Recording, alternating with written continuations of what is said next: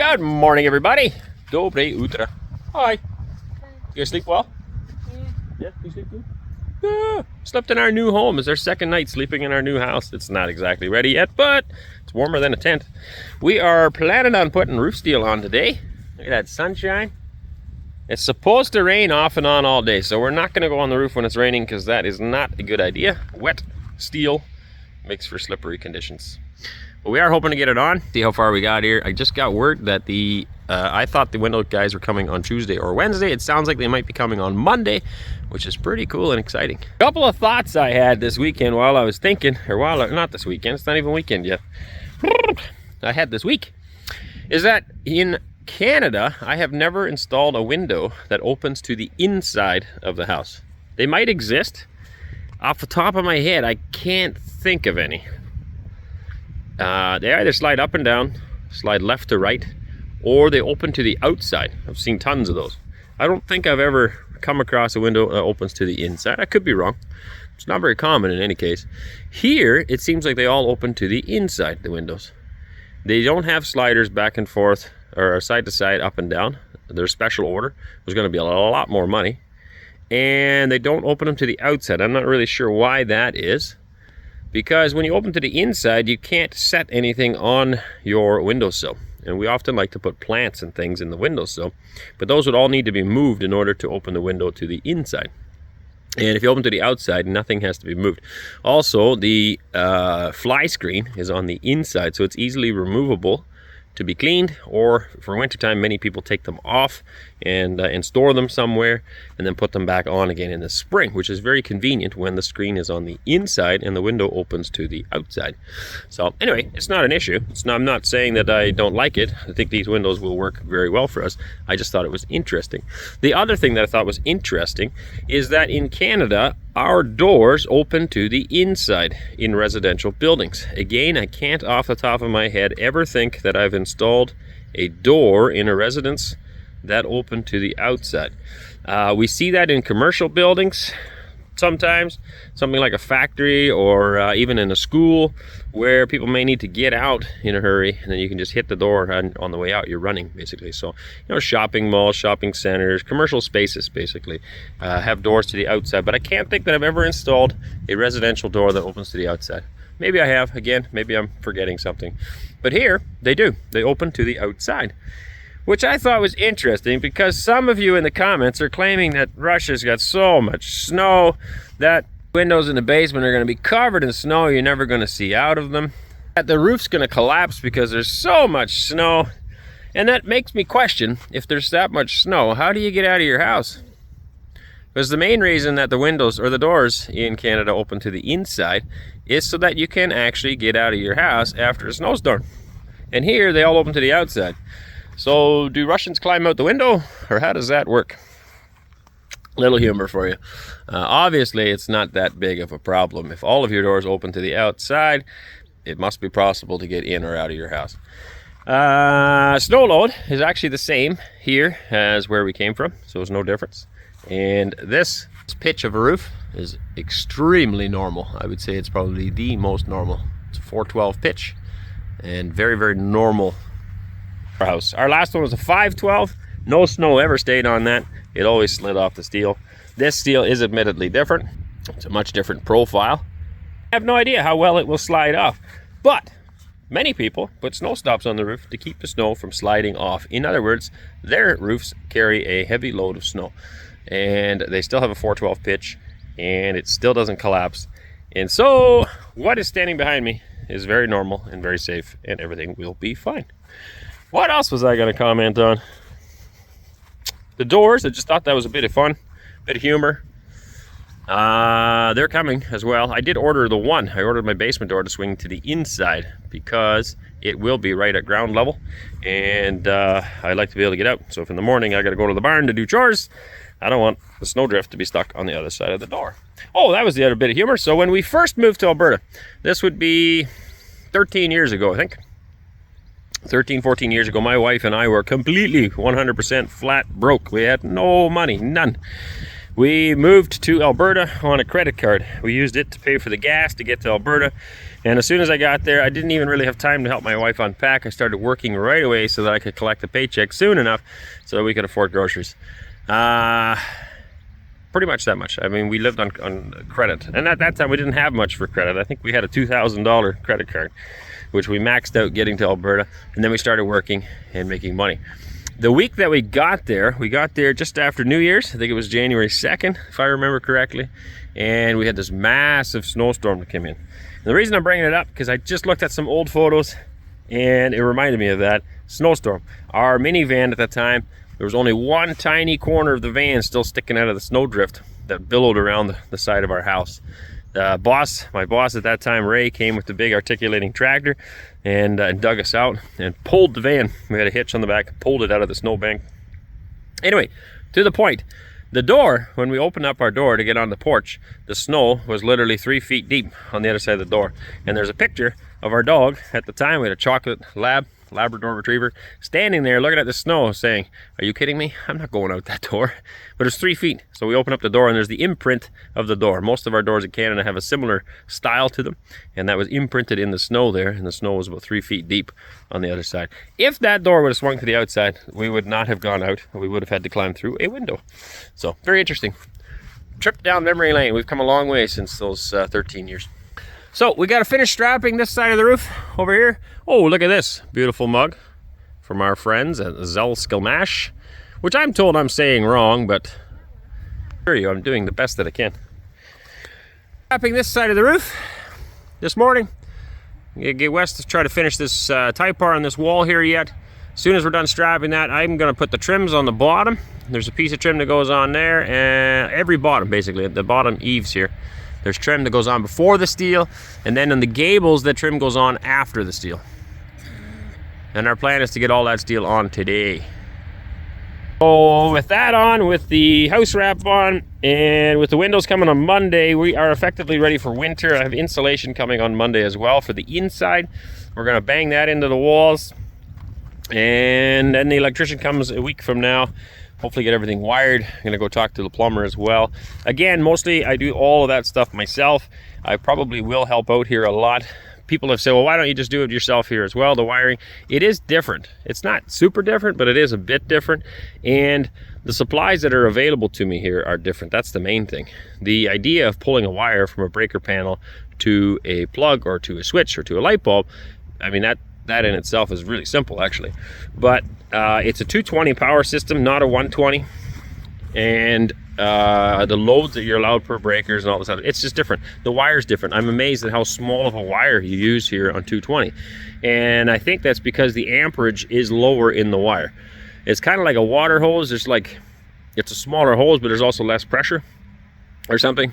No, maybe I'm saying that backwards. Anyway, it is different, 120 to 240.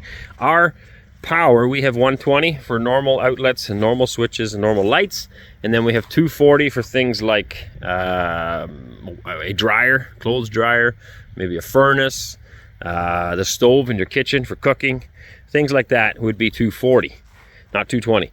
And those take big fat wires. Like the wires would be, you know, as thick as my thumb. You know, great big wires that go through to those elements. And here, got 220 power in the apartment. I got this little teeny extension cord. This is the way it was when I got there. And it has my fridge and a dryer and a bunch of stuff hooked into it. And I'm looking at that wire looks way too small. And yet, that's the way it is. So, I don't know. I'm hoping somebody here, I'm going to hire a qualified electrician, and we'll work together. I want to make sure we get the right size wires in the walls so we have no problems down the road. Also, shielding. There's different types of shieldings here that we aren't familiar with. And then, of course, you don't have electrical outlets like we're used to either. It's just different. And so I think I'd be more comfortable doing, at least the first time, with an electrician. Maybe the next house will do it myself. And plumbing's pretty simple. But you do have some different products here as well. Time is of the essence. And I know a guy who does plumbing. 2 guys. So probably get them over here to give us a hand, and we'll still do a lot of it ourselves. The septic tank is in already. It's installed. The well water, we just got tested. That is excellent news. The water came back very good. It's good to drink. We can drink it with no filter. We're going to put our particle filter in it just to catch any more dirt or sand or anything else comes in. But for the most part, it looks like really clean. It's very, very nice. We're very thankful to those guys. Excellent service. Nice guys. Did a great job. Very happy. And we have excellent quality, good water. So what we need to do now is connect the water and the septic, and that would be fixed up in the house as well. Good. I'm going to have breakfast, finish my coffee, and get at her.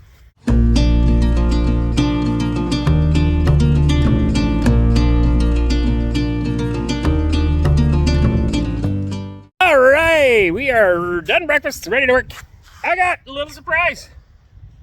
Most of you in the West will know what this is. I don't know if everybody in Russia does or not. It doesn't really matter, but to do siding, it's nice to have this. It goes up here in the gable, right there. Gonna be a round circle. I don't know if I can draw that. That's really hard to do. Anyway, you get the point. It's going up there. This goes up there. Now, the nice thing about it, this is meant for siding. And the siding guys actually don't carry these, which is really strange to me. I found this on on Ozone. After doing a lot of searching, I finally found it. And the nice thing about these, if I can pull it apart, this will come off. All right, so you can screw this to the wall. First of all, I'm going to cut a hole in the OSB. The idea is that there's vents. You can see the holes in here. Okay, it's supposed to give the attic venting, extra venting. And the screen keeps the bugs from getting in, all right? So I'm going to cut a hole first, about this big, in the gables. Then I'll screw this on.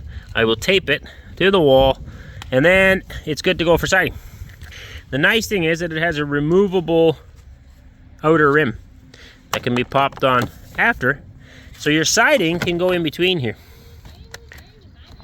which makes it a whole lot handier. When I order windows in Canada, I order them also with an opening like that all the way around for the siding to go into, and that doesn't seem to be an option here either. I asked and I checked and I looked and I investigated, and it doesn't seem to be a possibility.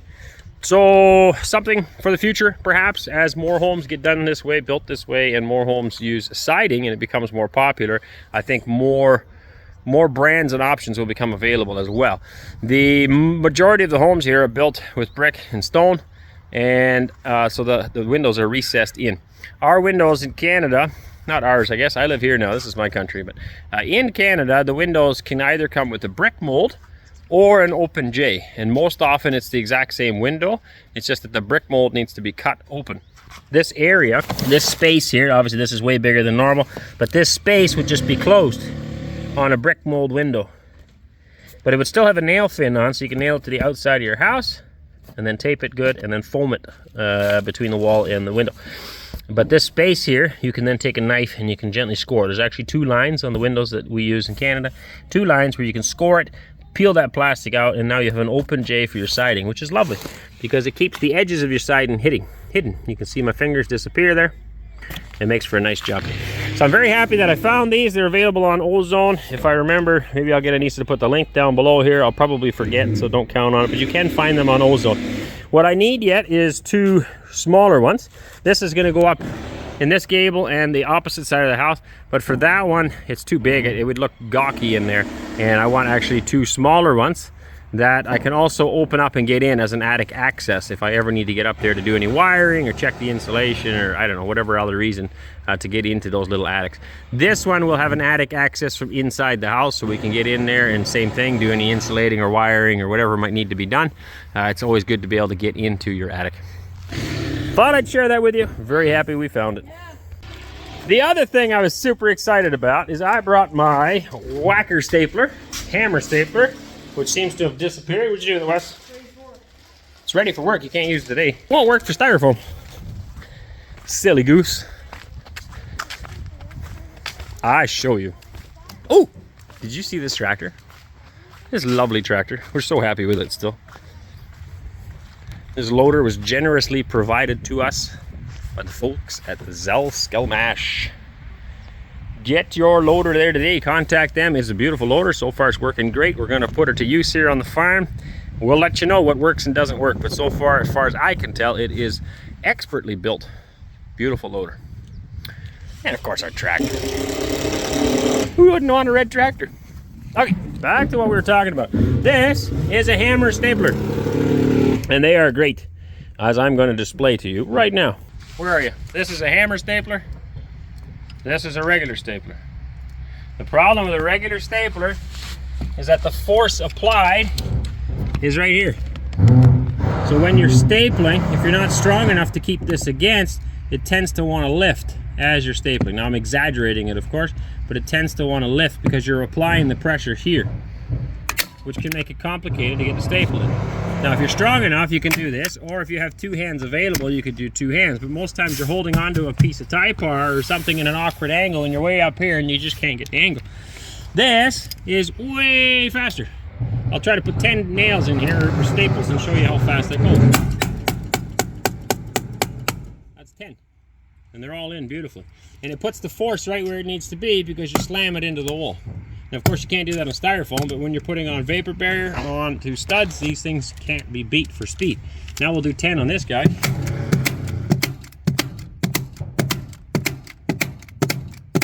There's 10 for that guy.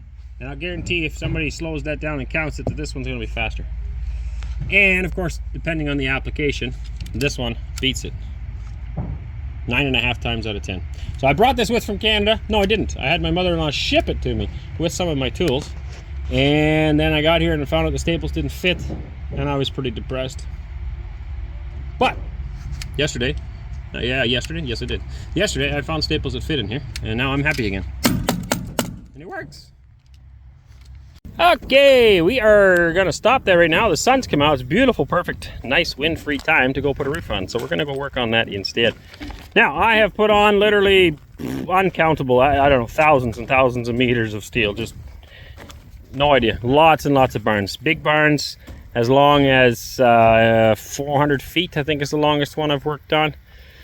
400 feet by 180 feet wide, covered in steel. And lots of little houses and lots of other stuff. Just tons and tons of steel. But I've never done this type of steel. So I've got an instruction booklet, and that seems kind of dumb to read the instructions, but it's not. Actually, it's kind of smart because there's a lot of information here that I was not aware of. A lot of things in life are common sense and you can make it through. Some things aren't. Why this screw pattern? Not exactly sure. But I mean, if that's what works, that's what we're going to do. So you can see the black dots. Those are screw patterns. The lines between them are just showing a crisscross pattern. There's nothing. The black circles are actually where the screws are supposed to go. And then there's just different information. So I use this to figure out my strapping, right? It's 350 millimeters between. Why everything's written in millimeters, I'm not sure. Right, I would have just wrote 35 point nothing, right? Or 35.5 or whatever it is as far as centimeters, but everything here is in millimeters, which is fine too. It's not a big deal. So it's just showing you, hey, then the bottom one has to be closer together, which makes sense. So little things like that I'm reading through. But if you've noticed, if you're in the West someplace, you'll notice this is not a regular alphabet, Latin alphabet. This is Cyrillic. And so everything I need to read carefully. And although I can read some of this, I can sound out most of it and I can understand some of it. To properly understand this, I got to Google Translate everything. You can imagine that makes things take a little bit longer. Now, take a moment to say, if you are considering moving to Russia here, I would advise you now to already begin. We learned the alphabet, mostly, before we came, and a few basic phrases and words. That's about it. We, as you can imagine and see from our YouTube, we have very busy lives. And yeah, we just didn't take enough time before we came. And I wish we had taken a little bit more, even though I don't know how we would have fit that into our life. A little bit more wouldn't hurt. Once you get here, especially the first 3 months, it's a roller coaster. There's a lot going on, a lot of emotions. It's just not really the greatest time to learn a language. Now things are settling down. I'm learning a lot more. I'm learning new words all the time, and it's a lot easier. You get more comfortable into the society and integration process and stuff, and it does come a lot more naturally in everyday life. But the more you can learn before you come, the better. In case you have to read manuals and things like that. Everything unpackaged. So these kids as well have helped with lots of roofs. Obviously not nearly as much as I have, but every house project that we've worked on, whether it's a renovation or a new build, they have helped, as well as also for neighbors and friends and things like that. Especially Wesley, he's come along a lot. And so some people look at that and say, oh, you know, this kid's working. Well, yeah, but I mean, they've done this their whole lives. It's not regular kid. If I took your kid and put him on the roof, that would be very unsafe because they have zero experience on it. My children have a lot more experience. Is it unsafe? It's unsafe for an adult. It's unsafe for everybody. There's no difference. You need to teach safety.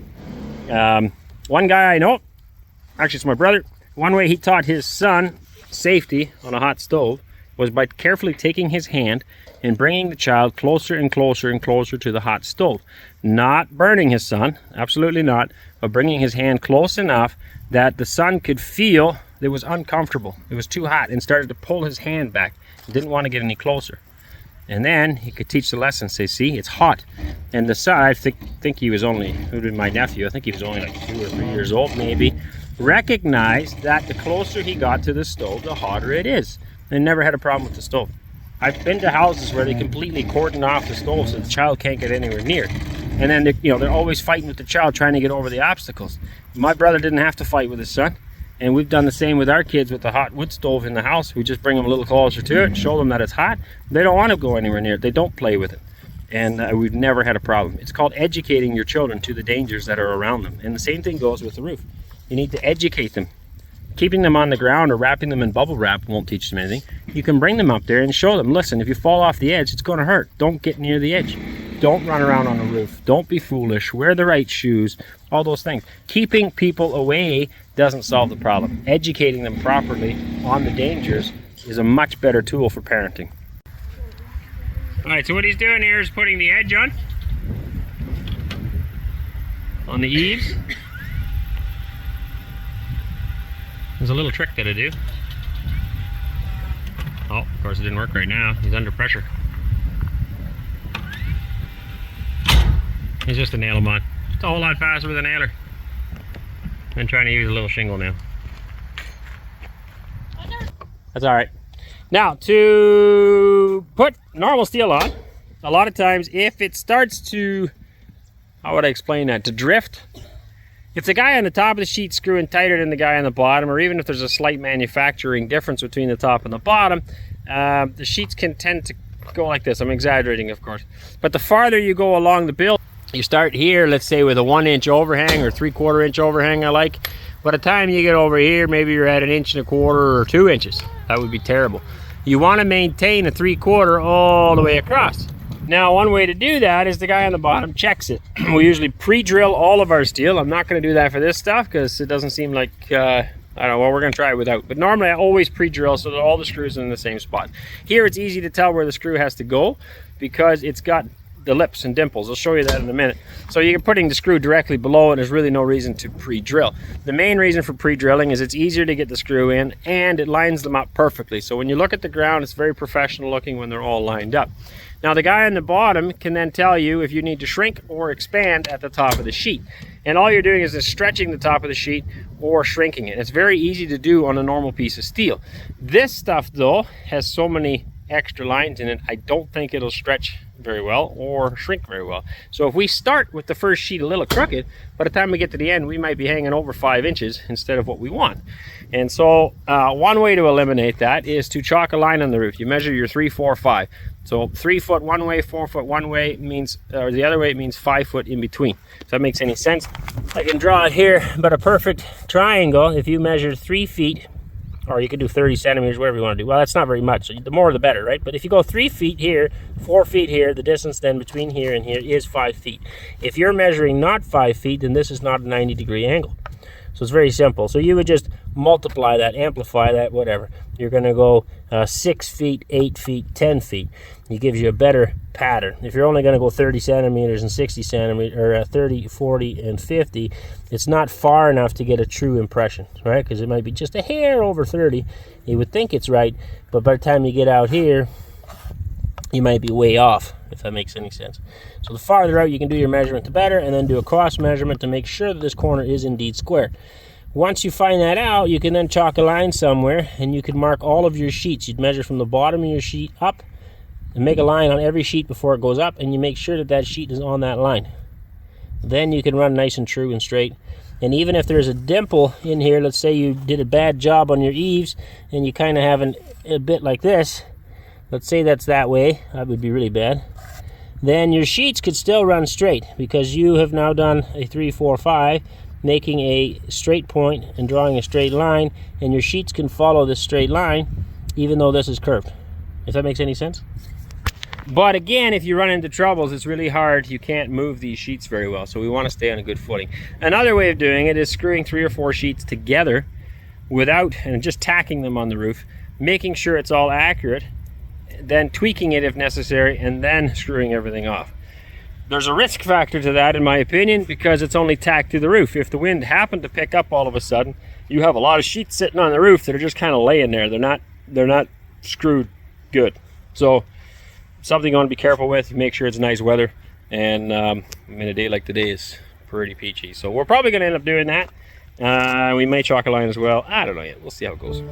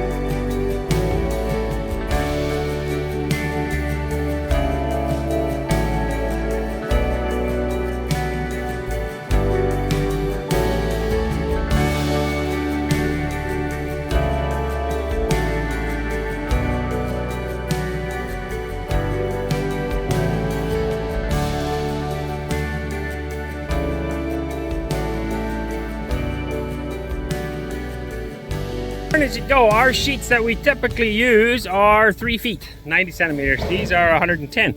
Doesn't sound like a lot, but it's actually quite awkward to pick up. I got it over here. The other thing is I've never done this profile. So the ones I normally use, the sheet can easily bend into a U-shaped trough. Once it's in a U-shaped trough, you can walk around the yard with it and it won't kink on you. This, because of the extra bends, is more rigid, and you can't bend it into a U-shaped trough. So you're effectively stuck to walking around with a flat sheet, which catches a lot of wind and has a high risk of kinking. We made one up. We will learn as we go.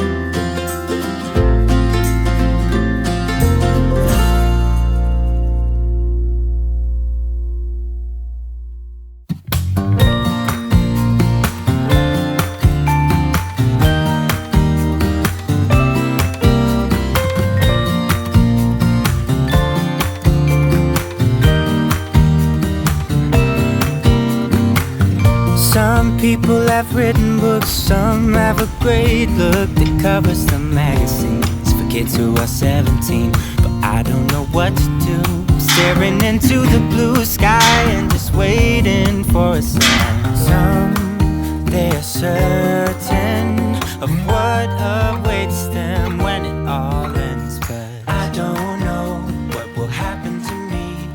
Will I be... Well, pretty good product. Never done it before, not this style. Done lots of roof steel, not this style. Not super happy with the way the overlaps work. You get that with a lot, even the stuff that I'm used to. Sometimes they just don't seem like they're sealing right. I don't know if I can get an angle from down on the ground here to tell you what I mean, or show you what I mean. I like them when they're nice and tight, and there are some that that have a good seal. Other ones you can see, and I don't like to see where the overlap is. Well, I gotta walk a long ways before I'm gonna be able to see that, so it'll probably never ever bother me. Except when I'm mowing hay. I'll be out in the field somewhere mowing hay, looking at the house going, oh! Yeah, I still can't see it. Ways out here and you can't tell. Funny story for you. It's story hour again. One of the houses my wife and I flipped. We bought it very, very cheap. Worked really hard. Put a bunch of money into it. And doubled our money on the house. I don't know. This is probably 10 years ago, maybe. 9-10 years ago. On top of that house, nobody knows this maybe. Not a few people. But on top of that house, there's the same color as this. Charcoal steel. And on top of it, I forget now if it's green or brown. Ridge cap. For whatever reason, the manufacturer sent me one piece of ridge cap, wrong color. But literally from the ground, you cannot tell. So unless you fly a drone over the house or you go up there to do some work, you would never know. And if anybody ever goes up there, they'll probably be wondering, what on earth happened here? Well, that's the true story. That's what happened. They sent us the wrong one. It would have taken me a long time to order it because the company was not close by. And we had the green one. I said, go, put it up there. Let's see what it looks like. From the ground, you honestly can't tell the difference. So we just went with it. What I just did now, cut these sheets. I absolutely hate cutting it with the grinder. And the reason is because it leaves these little metallic particles. And a lot of times if they're hot enough, I don't know if you can see them. If they're hot enough, they will actually affect the coating of the paint on the steel. And it'll cause rust issues later on. We're going to try to get most of that off before we put it up. And we're going to hope for the best. I don't know how else I would cut it. I would normally either use a nibbler or use my knife or use a pair of snips. One of the two or one of the three to cut this. With the knife, if you get it, depending on where it is, you can score it several times and then you just bend the sheet back and forth and it snaps right on the line. Works awesome. Done that many times. But this stuff, kind of hard to cut that with nips or anything. Yeah. Years and years ago, we used to cut them all with the grinder, but we just noticed that it does leave rust marks sometimes. Now, one thing that I do have going here, this whole edge is covered. The style of trim covers up to about here. So it probably won't be an issue for us here. But I still worry about all these little pieces and metallic filings and stuff. They're loose. We'll try not to rub them in. I'll bang off the sheets and we'll try to get that cleaned up. And as long as we're not stepping on it and turning or anything like that, wrecking the quality of the paint, it actually seems like really good paint. I haven't noticed any scratching. Thanks again to the folks at Grand Line for helping us out and getting this steel. Obviously we paid for it, but they did give us a bit of a discount, which is nice, right? Discounts are nice. You like discounts? Yeah, that way you can eat pizza. Can't even pick it up.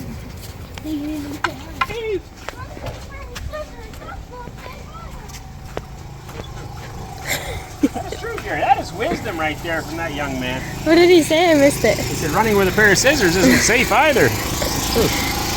I think it's so smart. You're going to take that part with it. Yeah. And you're going to get screws in the pocket. Drop the screws out of that pocket.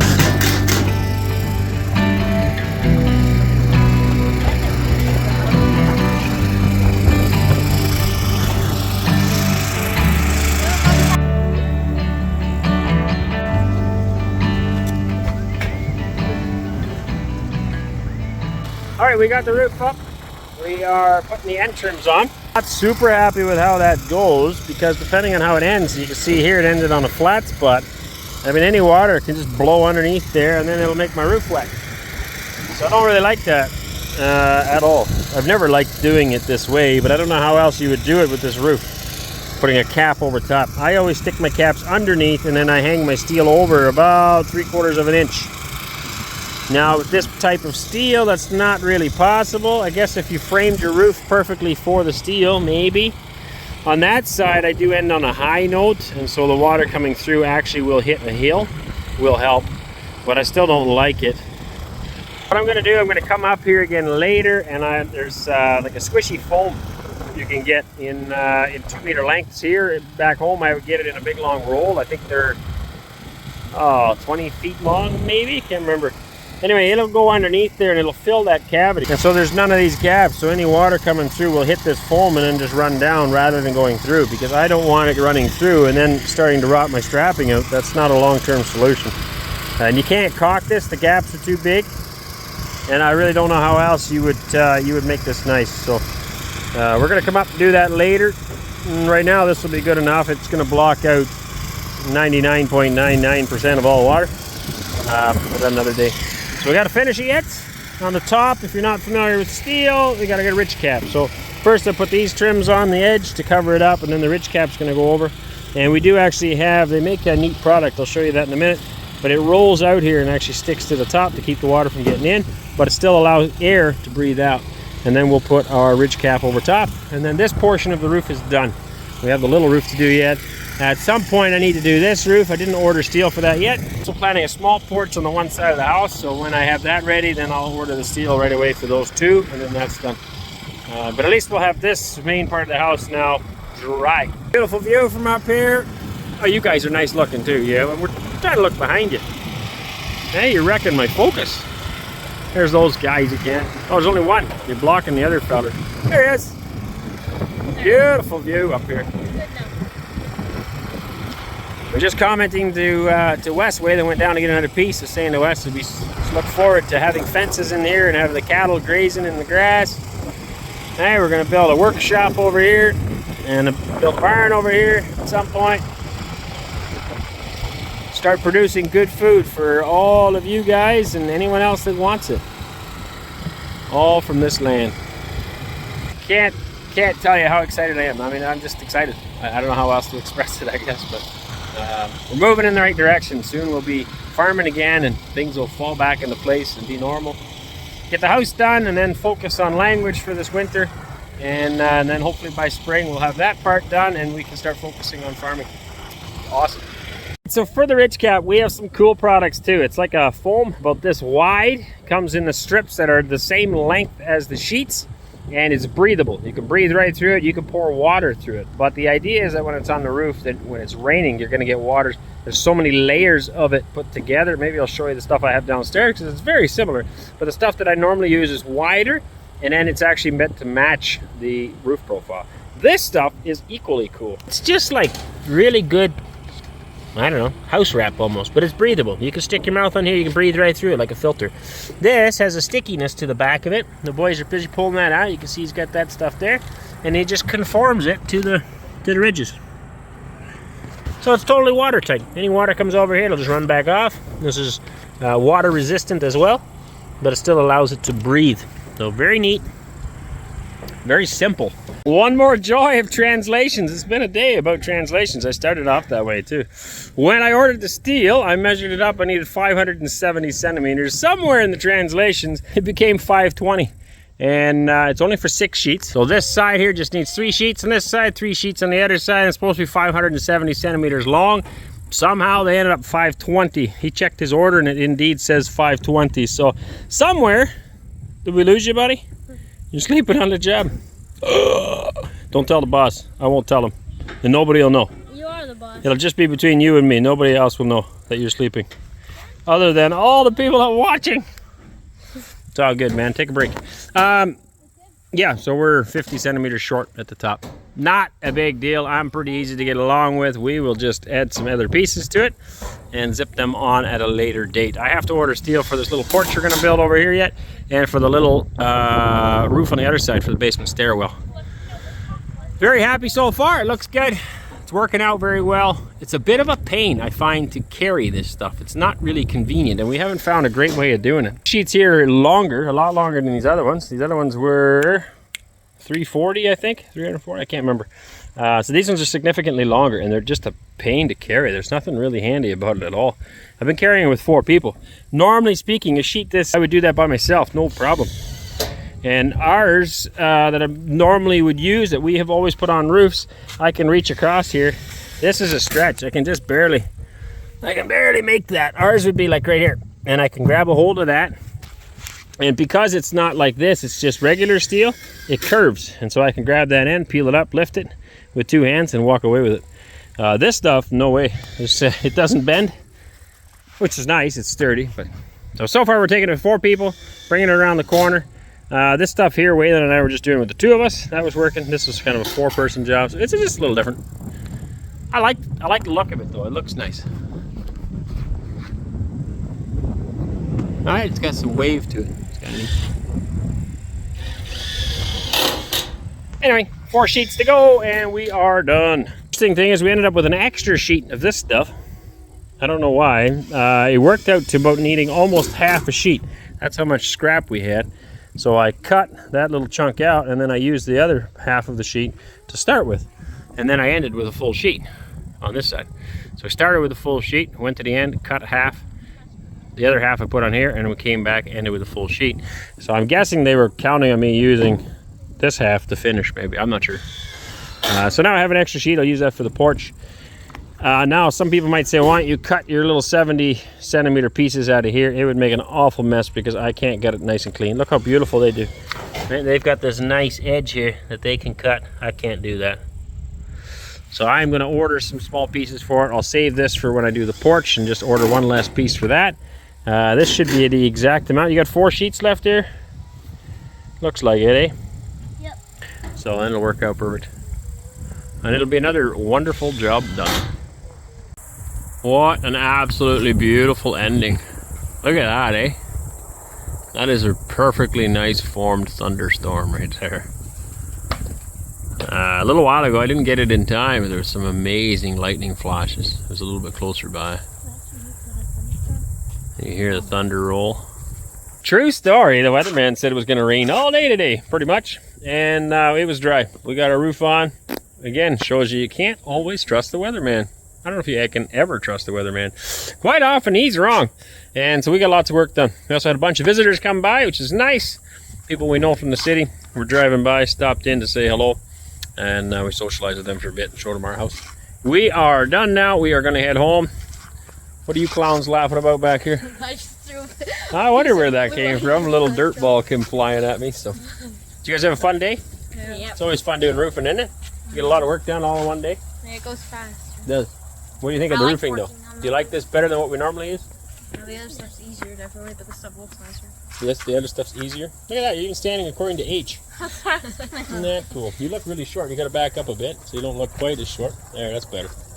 Maybe Wes move forward a little bit. Cora back a little bit. No, didn't help. I'm almost tall. I'm taller than Cora. Yeah, you're getting there. Alright, they sure grow up fast, folks. They surely do. Anyways, we had a great day. We got lots done, and we're now going to go home, go get some sleep, and see the rest of the family. Right? Good? God bless you guys. If you haven't subscribed yet, please do so. Also, check us out on Telegram and on Boosty and maybe on Rumble. I don't know. Just check us out. Countryside Acres in Russia on Boosty and Countryside Acres on Telegram. And the other ones I'm not 100% sure. But in the event that we do disappear, that can happen. You can check us out there. All right. God bless you. Catch you all in the next one. Baka baka. Hey, darling, can I tell you what's been on my mind? Sick and tired of the 9 to 5 in the city life. Hey, darling, we could get out of town, see the beautiful world around, wanna see it now. Pack our bags and get in that car, leave a little note and we'll drive real far. Let's get out, we can leave this city. Let's drive to the open air. Yeah, the countryside is so pretty.